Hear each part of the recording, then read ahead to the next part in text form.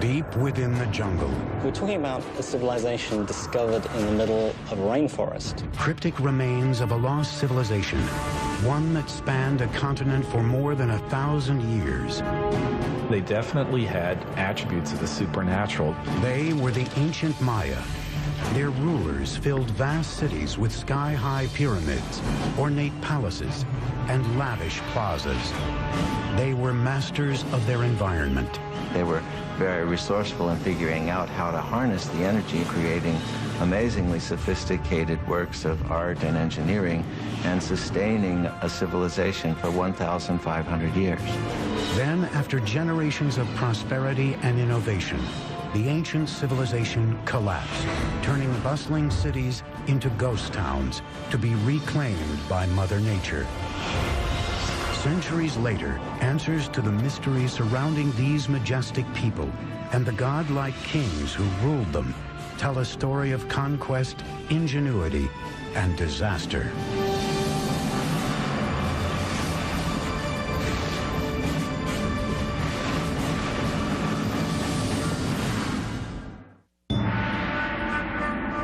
(869 AD), in the lowlands of the Guatemalan jungle, the Maya are becoming desperate. Food and clean water are dwindling. Thousands of people are starving. And malnutrition and disease are ravaging the population. The Maya no longer trust their divine rulers to appease their gods. Political turmoil plagues the kingdoms, and one by one, the great city-states are being abandoned. The ancient Maya civilization is crumbling. City after city, area after area begins to fail. Cities are abandoned, kings disappear, and what had been classic Maya culture really comes to an end. What happened to this great people? Even today, scholars are still mystified. We know that people began to disappear. The question is, how did that happen? The answer may lie in complex hieroglyphics known as the Maya Code. A hieroglyph is a complex way of conveying all the information that Maya people could think or express, and is the only example in the Americas of a complete, complex system of writing. Today, these cryptic symbols reveal a history of brutal warfare, larger-than-life rulers, and the rise and fall of an enigmatic people. Hi, I'm Peter Weller, and I'm standing on top of this beautiful temple deep in the rainforest of southern Mexico near the border of Guatemala, and this is the heart of the civilization of the ancient Maya. For years, archaeologists believed that the ancient Maya were peacefully separated into 40 or so independent city-states, each with their own dynasty of kings.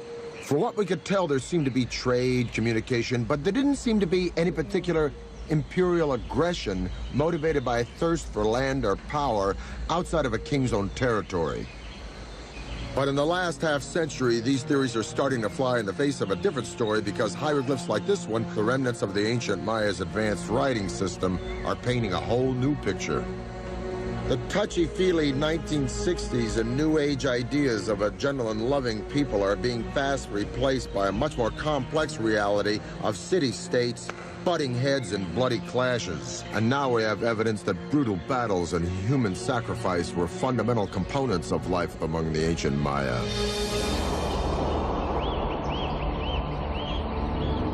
But the evolution of the Maya civilization into this complex network of city-states didn't happen overnight. The Maya came into existence probably a couple of thousand years before Christ. By 500 BC, population was on the rise, and small communities were turning into the first major Maya sites located throughout Central America. Fully organized kingdoms were ruling the region by 250 AD, with mighty rulers at the helm. They had powerful rulers. They were in competition with each other, and sometimes this competition led to war. For the Maya, it was war led by kings in the name of the gods. Maya kings were people like us, but for the Maya, they definitely had attributes of the supernatural. The price of devotion had brutal and sometimes deadly consequences. People owed a blood debt to the gods. It wasn't that they didn't regard human life or human blood highly. Quite the contrary. Human blood and human life was the most precious, the most sacred thing that could be offered to the gods in order to repay the blood debt that was incurred at creation. Bloodletting and human sacrifice dominated the king's strategic thinking. They picked allies and attacked neighbors, all with an eye on appeasing their deities and staying autonomous. Unlike Rome, in the case of the Maya, we're not dealing with one empire. Instead, we're dealing with a series of rival kingdoms. By the 3rd century AD, Maya civilization was flourishing. No one city ever succeeded in dominating all the others, but one seat of power was on the rise. Its name was Tikal. Tikal is one of the few cities that goes strong in the pre-classic period before the time of Christ, and then it just continues pretty much unabated all the way until the end of the classic period. This is a city that never really lost it. But in the 6th century, a rival power named Calakmul threatened Tikal's success. The Maya had these two great dynastic capitals, Calakmul and Tikal. Those two cities essentially locked horns. It's really Calakmul that seems to engage in this action in which they engineer alliances all the way around Tikal, essentially boxing in their enemy. It would be up to an ambitious and visionary leader to build a center of military power, one that would take on Calakmul. His name was Yakin Khan Kawil. He would construct one of the most iconic structures of the Maya, a pyramid that would stand the test of time, the Temple of the Giant Jaguar. The most valuable monument was one that took a lot of effort. So a big temple pyramid is an indication of your power, your strength, your prestige. It's a way of drawing people into your city because it shows what an awesome, powerful ruler you are. Building in semi-tropical environments with rudimentary materials was a unique challenge, especially when the goal was to build vertically using Stone Age technology. Most of the technology that we associate with big stone constructions were unknown to the Maya. They did not have beasts of burden. They didn't have metal tools. What the Maya did have was a virtually unlimited supply of malleable limestone and a great deal of manpower. Your labor was one of the things that you were required to give to the king on an annual basis. Blocks of limestone were quarried and then pushed, pulled, or carried by sheer force to the construction site. They used something that we call the tump line, and this is a rope that would pass around the forehead, and in that they could carry literally at times hundreds of pounds of debris. Level by level, the pyramid was built skyward. Wooden scaffolding supported the laborers and the structure as it expanded. Skilled masons shaped the limestone with stone tools and wooden mallets. Though the interior was filled with unrefined rubble, the exterior was deceivingly manicured, covered in a strong mortar known as Maya stucco, and painted red. Even though they knew of the wheel, even though they knew of metal, they elected not to make practical use of either of these things. And I think in part it was because in their worldview something was much more valuable if a lot of human labor went into it.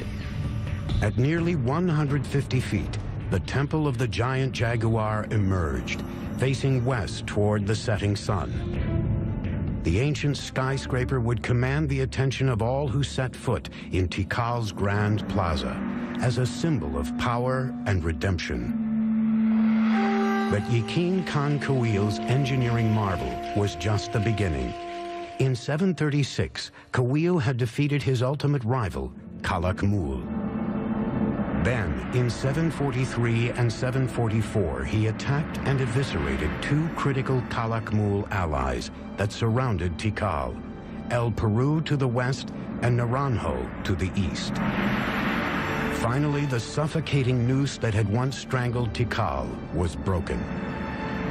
In celebration of this, he builds a whole series of major expansions to the palace, new pyramids. And when we look at Tikal today, in many cases, we're looking at the fruits of that success. He may have even launched the construction of the tallest of Tikal's structures, Temple 4.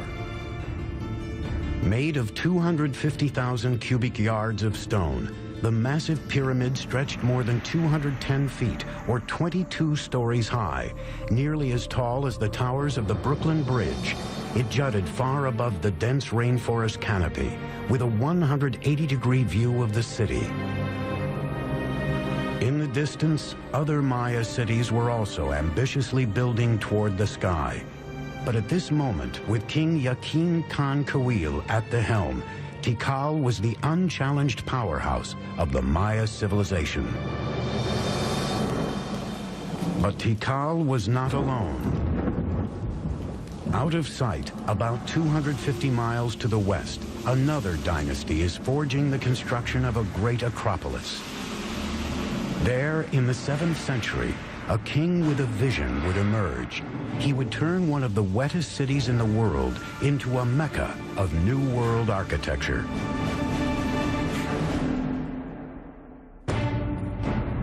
The view from the top of Temple 4 at Tikal was the backdrop for the Massassi temples in the movie Star Wars. 611 AD, on the outskirts of the Maya world in southeast Mexico, a city by the name of Palenque is on the ropes. It launches a last-ditch defense against regional powerhouse Calakmul.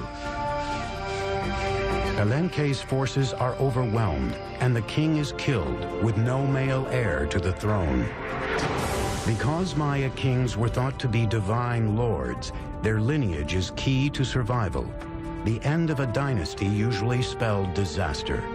Yet at this critical moment, one of the greatest building campaigns in Maya history was about to begin in Palenque, and the king behind it would remain unknown until the middle of the 20th century.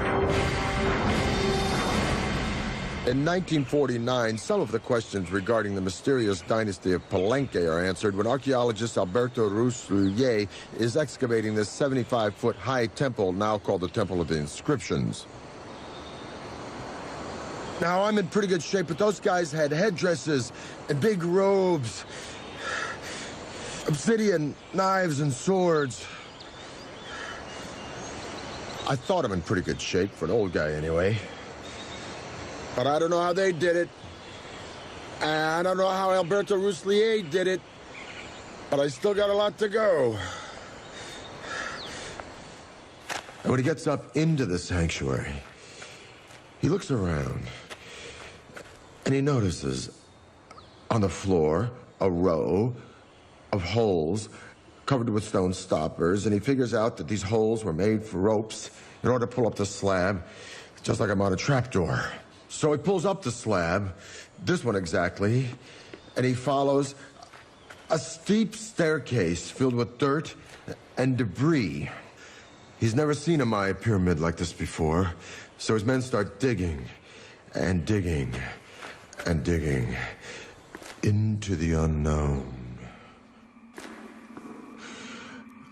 The wet stairs are very slippery from the moisture and time and the rain from the forest, and he finally gets down to a plateau. And he notices that the whole pathway doubles back and then continues, and he finds hidden doors, secret passageways, signs that a lot of thought and calculation went into building this structure. Finally, after 3 years, after 3 long years, he gets to the bottom of this 80-foot stairway, and there he sees a small corridor. And in the corridor is a stone box, and in the box are 6 skeletons, the remains of souls who were sacrificed to protect the person for whom this temple was built. But he still doesn't know who that person was.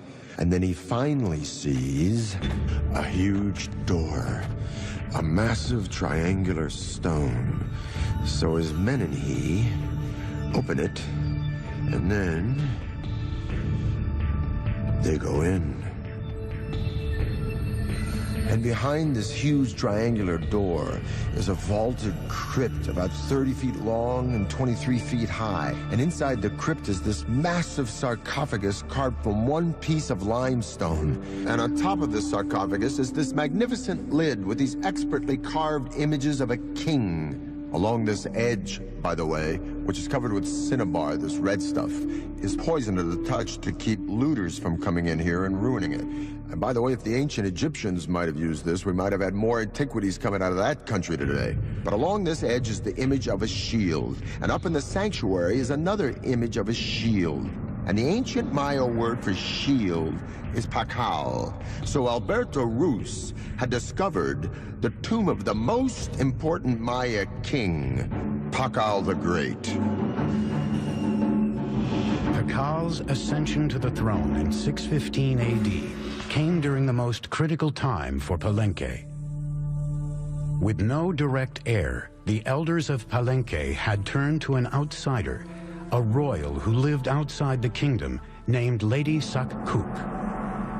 Now she returned to Palenque with her adolescent son, Pakal. The future of Palenque hung in the balance as the young boy was crowned king by his mother. He was just 12 years old. She sort of kept the throne warm for him for over 10 years while he was growing up. As the young king grew into adulthood, Pakal had to deify himself to legitimize his rule. He declared his mother to be the living embodiment of the first mother, who created humans and the gods. He then was the son of a goddess, an exalted position that removed any question of his legitimacy. He was almost certainly a charismatic fellow. He had to have been. He had no power base. He had to do it almost on pure charisma and determination. As a Johnny-come-lately, as someone who needs to prove himself, he's going to be as splashy as possible. And so he constructs the most gaudy buildings imaginable. He's establishing all sorts of new architectural patterns. To authenticate his lineage, Pakal set off on a building spree to revitalize his battered kingdom. One of his first orders of business, the renovation and expansion of the royal palace, an impressive structure that sits in the heart of the main plaza. More than 70,000 square feet, the palace would become a maze of galleries, chambers, stairways, courtyards, and tunnels, and was designed to reflect his ideas of grandeur. At first, Pakal's architects, like those throughout the Maya world, employed what is called the corbelled vault to support their soaring structures. Now, this was a pretty straightforward structure where a series of lines of stones of ever-decreasing height are laid on top of each other. So it forms really a kind of inverted V shape with a row of capstones along the top. But the corbelled vault left something to be desired. This basic construction limited interior space and light and forced architects to build walls wider than even the space it enclosed. Driven by a determined king, Pakal's engineers now looked for solutions to this problem. What the Palenque designers succeeded in doing was lightening the weight. They produced sort of honeycomb structures on the top of these buildings. They could make their spans wider, area, more light could come in. These innovations reduced the stress on the load-bearing walls, creating a more open and inviting feel than the traditional Maya buildings. Over 60 years, Pakal's builders became the best in the New World. But it wasn't until the end of his rule that Pakal commissioned one of the most complex and imaginative projects ever attempted by the Maya, the Temple of the Inscriptions. The discovery of the Temple of the Inscriptions changed all our ideas about Maya pyramids. They weren't supposed to be mortuary shrines. Inside, along a stairway leading down to the tomb, engineers built a psychoduct, or hollow tube. It's a conduit that allows someone on the top of the pyramid to speak into this speaking tube, and eventually you would be able to presumably communicate directly with Pakal in his tomb. This 20-ton sarcophagus was built to last an eternity. This actually had a lid which was rolled off to one side, and there was a cavity for his body to be put, so that when he eventually did die, the door was sealed and the stairway was blocked. His architects and sculptors designed a coffin rich in symbolism, portraying the resurrection of Pakal in the afterworld. Royal scribes were ordered to draw a grid to accommodate 640 glyphs that would tell the story of Pakal's reign. Many Maya pyramids don't leave much textual record on them. The opposite is the case in the temple, the inscriptions. Everything about it, from these huge tablets on the summit to the information inside, proclaims that this is the final resting place of the founder of one of the great Maya dynasties. In 683, during Pakal's 68th year as king, the 12-year-old boy who grew to be one of the great Maya rulers died at the age of 80. He was covered in red cinnabar and adorned in lavish jewelry. A jade mask was placed over his face. Though the legacy of Pakal the Great would be hard to match, his son had been waiting on the sidelines for nearly 50 years. With the clock ticking, he would launch a series of building projects harnessing the laws of physics and Mother Nature. In 1985, Pakal's burial mask was stolen from a museum in Mexico. Fortunately, 4 years later, the mask was recovered. 684 AD. The mighty King Pakal has engineered Palenque to be one of the finest Maya capitals ever known. After 68 years on the throne, his body is buried in a tomb that rivals those built for the Egyptian pharaohs. Now it is up to his son to build upon his father's legacy and cement his own reign. His name was Khan Balam. Pakal was the founder of a dynasty, but his son was a great consolidator. He was someone that was going to make sure that that dynasty would continue. The 48-year-old king immediately threw himself into an ambitious three-pyramid complex that would stand as his own monument for the ages. He designed and constructed the Cross Group, one of the most intricate and beautiful groups of ceremonial temples ever constructed in the Maya world. These are his memorial, and they tower above the palace. They look down on the works of his father, and in some ways, I think they represent a statement of individuality, that he himself is going to leave his imprint on the city, just as his father did. He ordered his engineers to build three intricate structures: the Temple of the Cross, the Temple of the Foliated Cross, and the Temple of the Sun. Khan Balam's engineers would take a giant leap forward, using sophisticated geometric calculations unsurpassed anywhere in the world, based on the Maya's creation of a complete number system. One of the many ways in which the Maya were ahead of their time was in their creation of what we would refer to as zero. With a similar combination of a shell which represented zero or completion, and then a dot, number one, and then a 5. By just placing them in different positions, they were able to multiply, and reach incredible numbers.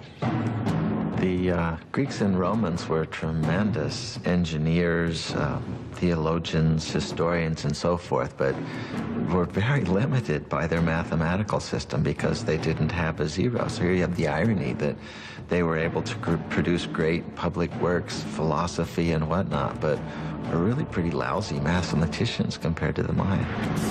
Khan Balam's engineers' advanced mathematical observations may have included the discovery of proportions like the square roots of rectangles and something called the golden mean, a naturally occurring proportion that can be seen in animals, nature, and even the human body as 1 to 1.618. measure a person from his head to his belly button, and then from his belly button to his feet, you get a proportion very close to 1 to 1.618, the golden mean. Some scholars believe this proportion has been appearing in structures for thousands of years at places like the pyramids of Giza in Egypt and the Parthenon in Greece. Da Vinci's Vitruvian Man is a study of this proportion, and some even say he painted the Mona Lisa using this ratio in her features. With nothing more than some sticks and a cord, Khan Balaam's engineers may have been able to measure the square roots of rectangles. In the Temple of the Cross, these shapes would be used to mark the two main piers of the facade, the width of the medial doorway and the interior walls. The golden ratio can be seen in the rear chambers and the base of the structure, with the side wall as 1 and the back wall as 1.618. By using repeated squares and natural proportions in the Temple of the Cross, a beautifully calculated floor plan took shape, full of geometry, mythological history, and a king's own legacy. But not all engineering in Palenque was done with an eye on the afterlife. Palenque's engineers also had to focus on more practical needs. One of the names of Palenque is La Camha, which means place of great waters. We have 4 rivers running through Palenque year-round. We have dozens of springs. We have water everywhere. These riches came with challenges. Palenque was surrounded by steep hills, natural springs and creeks that carved their way through the base of the site, leaving only bits and pieces of flat, water-free land for building. Unlike most Maya cities, the problem facing Palenque wasn't how to store water for the dry season, it was how to deal with an overabundance of water. As you can see, everything is green here, it rains every day. So to meet this challenge, the city planners devised a unique way of diverting the pre-existing streams by building subterranean aqueducts that would channel the water underground, thus saving more land on top for cultivation. These tunnels were lined with limestone, and they were covered with our old friend from Egypt and Greece, the Corbelled Vault. Series of protruding stones, one on top of the other, formed sort of an arch overhead. Now, these ceilings were so sturdy, they could support the massive weight of Palenque's giant plazas overhead. So the people were walking along with the water rushing underneath them, being diverted away from the city, just like it is where I live today in New York City. What's even more impressive is that there are signs that Maya engineers may have figured out a way to create water pressure. They built water tunnels that ran through the rugged terrain into the city, often directed uphill. As they got closer to the main structures, the pipes got incrementally smaller. Like Roman fountains, the water pressure gained momentum as it coursed through increasingly narrower tunnels, eventually allowing for running water throughout Palenque's buildings. We have beautiful systems of sweat baths and swimming pools and aqueduct. In its day, it would have rivaled any of the Roman aqueduct systems. We don't see this use of water pressure anywhere else, and it doesn't appear again until the Spanish bring the technologies with them. Together, Khan Balaam and his father Pakal ruled Palenque for nearly 100 years, pushing Maya engineering to a level never seen before. The future seemed bright for this city on the rise. But its years of glory are about to come to a sudden end. Something is happening in the Maya world that will cause the classic city-states to implode. The Maya had developed the concept of zero by the 4th century AD, but the Europeans wouldn't understand the concept until 800 years later.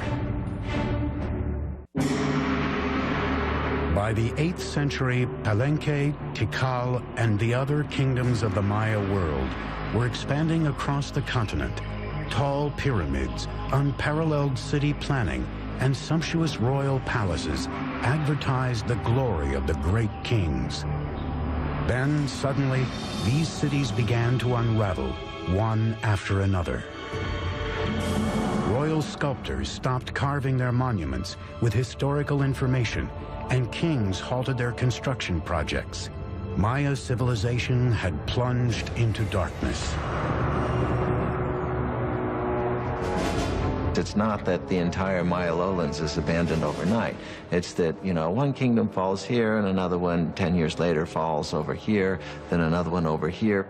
The causes of the Maya collapse remains a great debate among scholars. We're really talking about a society that was pushing itself to the limits. There is no one single explanation for this implosion, but scholars seem to believe that environmental catastrophe led to a full-blown meltdown for the Maya civilization. The soil no longer produced crops, thus lack of food and polluted water produced malnutrition and disease. The Maya could no longer count on their kings to intercede with their gods because their great society was in a death spiral, and their kings, so long counted on for guidance and prosperity, were powerless to stop it. So sadly, but slowly and surely, the people voted with their feet, and the ancient Maya left their beautiful cities forever.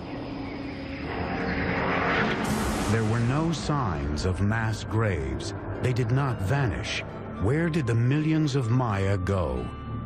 If you wanted to go where it was happening, you moved north. Go north, young man. The cities that die in the south, and that's the only way to describe it, is they just go into oblivion, are never really replaced. But there are locations all around the Yucatan Peninsula where the cities not only thrive, but they begin to grow explosively. This growth was enhanced by an elaborate network of causeways called sacbés, or white roads. The sacbés weren't just local transport. They were emblems of the great political power of two allied cities that had the wherewithal to create this magnificent royal procession way between their two kingdoms. As much as 60 miles long in some places, they were a marvel of engineering. They would place huge rocks on both sides of the causeway and then fill in whatever was in between with cobbles and unfinished rocks and stones, and then they cover all this surface with stucco. Nice plaster, and then upon it, they create this smooth surface. In the Yucatan Peninsula, the sacbés often charted a course through the rough terrain in perfectly straight lines. It's not easy to cut a line 60 miles that doesn't deviate even a degree. I would really like to know what instruments they use. We have no record of it. These causeway systems allowed for rebirth, movement, and trade in the north. And it is there that the ragged survivors of the southern lowlands hope to find a second chance, in a Yucatan city called Chichen Itza. Chichen Itza came to be the largest and most powerful city from about 800 to 1050 or so that had a real knack of being a big tent. So it was a very cosmopolitan place, and I'm sure it traded handsomely on that reputation. One of the buildings unique to the site was El Caracol, an astronomical observatory. The Maya were obsessed with both time and the stars and spent centuries looking to the sky for answers. The Maya probably had something called a gnomon, which is a series of two crossed bars, and by looking at the intersection of those two bars, they would be able to focus on something.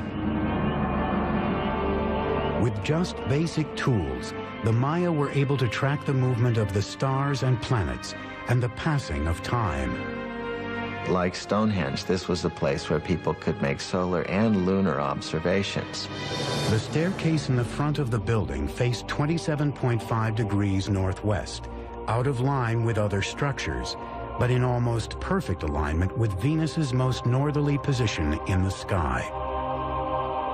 It was closely aligned with the celestial bodies and occurrences, such as the movement of Venus and the solstices. In the higher tower of the building, 3 openings survive today. They are small, narrow, and irregularly placed, but they align along astronomical sight lines. In the Caracol, we can see in its orientations, in its peculiar displacements, in its odd alignment of buildings, a focus on what Venus was doing at the time. Venus is a kind of variable actor up there in the skies. Sometimes it moves in this direction, sometimes it moves in that direction. The Caracol seems to be about looking at Venus when it's come to the end of a certain kind of motion. This This astute astronomical observation allowed the Maya to build their interlocking calendars that were more accurate than any other used in the ancient world. The Maya had two calendars, one ritual and then, the solar calendar that is very, very similar to what we use in the Western world. The Maya measured the solar year to be 365 days. Their measurements for the revolution of Venus and the occurrence of lunar eclipses were equally on target. In just 200 years, the Maya had achieved a rebirth in the wake of the catastrophic destruction of their southern cities. But now the North would face an even deadlier enemy, one that was capable of annihilating the Maya while leaving their cities intact. Chichen Itza is renowned for its well of sacrifice. It is said that humans and precious objects were tossed into the sinkhole as offerings to the rain god Chaac. In the 9th century, the classic Maya city suddenly and mysteriously collapsed, ending the era of greatest prosperity and growth. Rebirth in the north gave the Maya an opportunity to combine astronomy and engineering on an unprecedented scale. At Chichen Itza, signs of continuing obsession with the skies left a permanent mark on Maya architecture. The cornerstone of Chichen Itza was the 98-foot El Castillo, or the castle, built in the 9th or 10th century. The 365 steps equal the number of days in the Maya civil calendar. 52 panels on each side represented the Maya's 52-year cycle. 9 terraced levels equaled the 18-month Maya solar calendar. And the temple's axis was perfectly aligned so that specific shadows were cast twice a year. For any Maya standing and looking at the northwestern sector of the Castillo, they would see a balustrade and then a combination of shadows and the sun hitting that part just before sunset. And then several triangles form. And then at the very bottom of this balustrade, you have a nice carved serpent head, a snake coming down from heaven. And that is indicating the arrival of the rainy season. The Maya saw this phenomenon as a manifestation of the deity Kukulkan, the feathered serpent. The Mayas were able to actually record, the equinox. That day in the year where night and day, last the same. Every year, March 21st, you see the descent of Kukulkan. Surrounding El Castillo, the civic buildings took on a new characteristic: spaciousness, with a broad open plaza, temples, marketplaces, a ball court, and colonnades. So the colony hall not only housed the feasting events, but maybe individuals were brought into the plaza. The general public was probably invited, depending on the occasions, to come to the plaza and witness the arrival of this, traders, the merchants. Greek or Roman in appearance, these round columns were used as a new type of structural support and were an architectural first in the Maya world. The benefit of a column is that it allows you to create flat roofs. You're not investing all of your energy in creating stone buildings that are going to be containing corbel vaults, which may or may not collapse. The columns were simple in design. Round drums were placed one on top of the other, filled with rubble in between. A square section was placed at the top, and then flat rooftops made of stucco and wood were added to form expansive covered interiors. It involves people more openly in the life of the building and of what's happening within it than would have been possible with Maya pyramids of the full classic period. Those pyramids are mostly about exclusivity. It's about showing a space, holding it up high, but allowing very, very few people to look into it. The open column structures are much more inviting. But the welcoming atmosphere didn't last long. After more than 200 years of domination over the Yucatan, Chichen Itza suffered a fate similar to its neighbors in the south. It mysteriously collapsed. When the Spanish arrived on the shores of the Yucatan Peninsula in 1517, every large cosmopolitan center of the Maya world had been abandoned. Even so, a splintered Maya civilization living in small villages across the countryside put up a sustained fight against the conquistadors.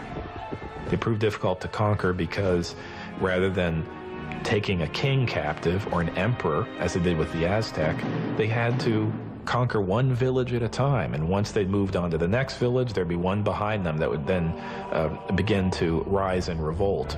Maya warriors killed conquistadors by the thousands, but their weapons proved useless against a more potent enemy: disease.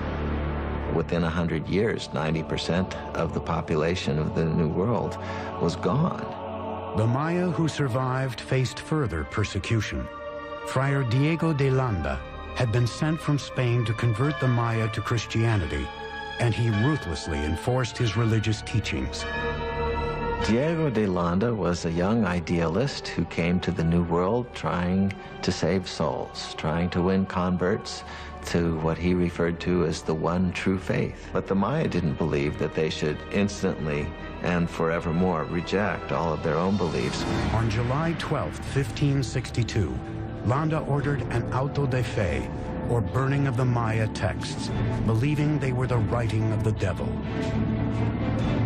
This was the end of thousands of years of accumulated knowledge of Maya civilization, one of the great tragedies in human history.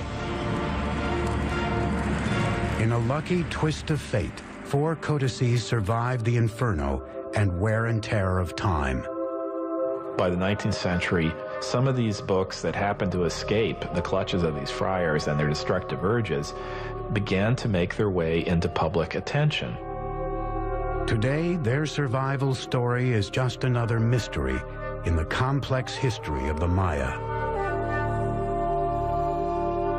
The fact that they were able to sustain an urban civilization in the rainforest for 1,500 years through all sorts of logistical and other challenges is one that we should admire and one from which we can stand to learn a great deal. Just as the Maya looked from the ground to the sky for guidance, we are now looking from the sky to the ground for answers. In recent years, NASA and the University of New Hampshire have been experimenting with remote sensing technology to see if they can determine where undiscovered cities might be hidden. Mounds of earth covered in trees that appear on readings may actually be ruins of ancient cities that have not been touched for centuries. More answers to the Maya mysteries may be right beneath our feet. Maya archaeology is just beginning. There are innumerable cities, innumerable temples, innumerable settlements that we have not been able to study and excavate. I think we're entering a golden age of Maya archaeology, and I can only see in the next century a time in which this will become one of the best understood civilizations of the ancient world.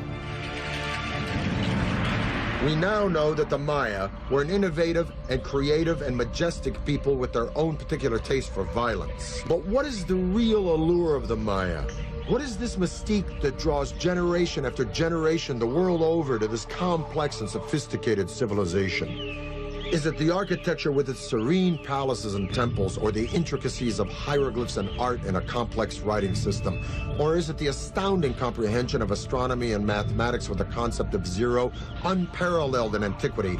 Or is it simply because these remarkable people carved entire cities, not just villages and towns, but magnificent cities, right out of some of the most inhospitable landscape in the entire world?